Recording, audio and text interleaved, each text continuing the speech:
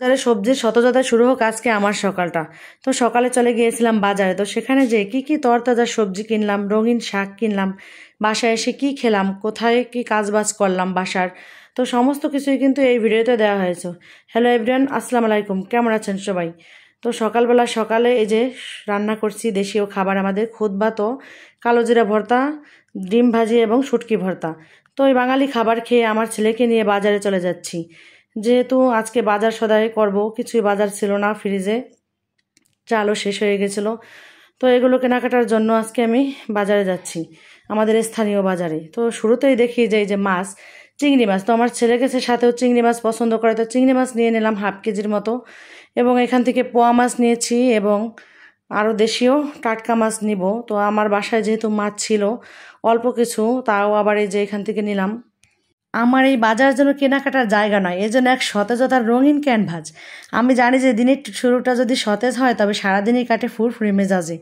সবজির বাজারে ঢুকতেই আমার মনটা অনেক ভরে গেল। সারি সারি সাজানো টাটকা সবজি, যেন প্রকৃতির নিজস্ব এক আর্ট গ্যালারি। মনে হয় যেন ক্ষেত থেকে এখনই তুলে আনা হয়েছে। তো সবজিগুলো দেখে আমার খুবই ভালো লাগছে, মনে হয় যেন বাজার ধরে নিয়ে এসি আমি। তো এখানে যে ধনিয়া পাতা নিলাম, তারপর অনেক প্রকারের সবজি কিন্তু আমি এখান থেকে নিয়ে নিয়েছি। তো সবজি আমার কিন্তু প্রতিদিনেই রাখতে হয় আমার ছেলের জন্য। তো আমার ছেলে যেহেতু একটু অসুস্থ ছিল, তো ডাক্তার বলছে যে ওকে সবজি খাওয়াইতে, প্রতিদিনই শাকসবজি বেশি পরিমাণে দিতে, গোশটা কম খাওয়াইতে, মাছটা খাওয়াইতে বলছে কিন্তু গোশটা একটু কম খাওয়াইতে বলছে।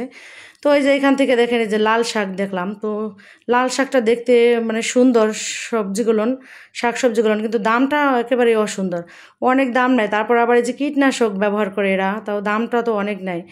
এই যে দেখেন চাল কিনতে এসে একটা কনফিউশনে পড়ে গেলাম, যে চাল আগে দামি চাল খেয়েছি, এখন কি কম দামি চাল কি চলবে? অথচ আবার স্বামীর টাকা বাঁচাবো প্রতিজ্ঞাবদ্ধ করছি, কিন্তু আগে খেয়েছি রুই মাছ, এখন কি পুঁটি মাছ হবে? তো দাদা বলতেছে, ভাবি আগে তো ভালো চাল খেয়েছেন, এখন কি এই চাল খেতে পারবেন?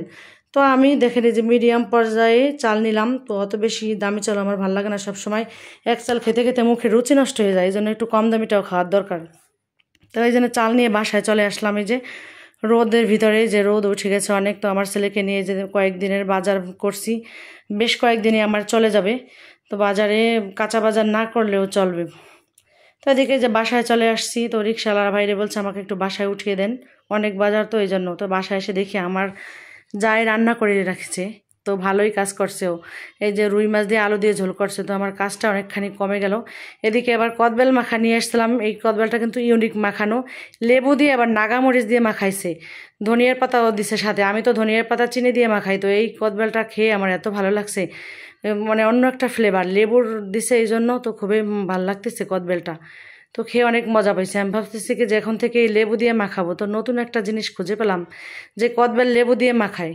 তো এদিকে আমার ছেলে আবার দেখেনি যে গুড় নিয়ে আসছিলাম পিঠা বানানোর জন্য আর মুড়ি, তো এই আমার ছেলে খেতে বসছে, তো সাথে আমিও বসে গেলাম, আমার মেয়েও। তো এইটা কিন্তু অনেক আগে খেয়েছি, মানে বাবা মার সাথে শৈশবকালে। তো খুবই মনে পড়ে, এখন আমরা যে ফাস্ট ফুডের খাবারগুলো পেয়ে এইসব ভুলে গেছে আমাদের ছেলেমেয়েরা, তো আমরা কিন্তু ভুলি নেই। এদিকে আবার দেখেন এই যে রোদ উঠছে কিন্তু ভালোই। এদিকে আবার কিসের বৃষ্টি রে, কী ব্যাপার, কী হইলো এখানটাতে? তো কি এই যে ময়লা মাটি পড়তেছে, একদিকে রৌদ্র, ব্যাপারটা একটু অন্যরকম না?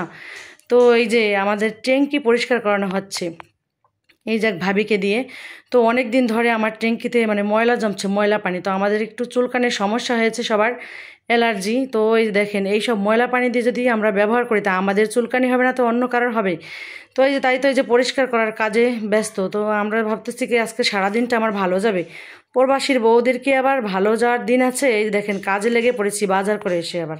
তো ভালো থাকবেন সবাই, আল্লাহ হাফেজ।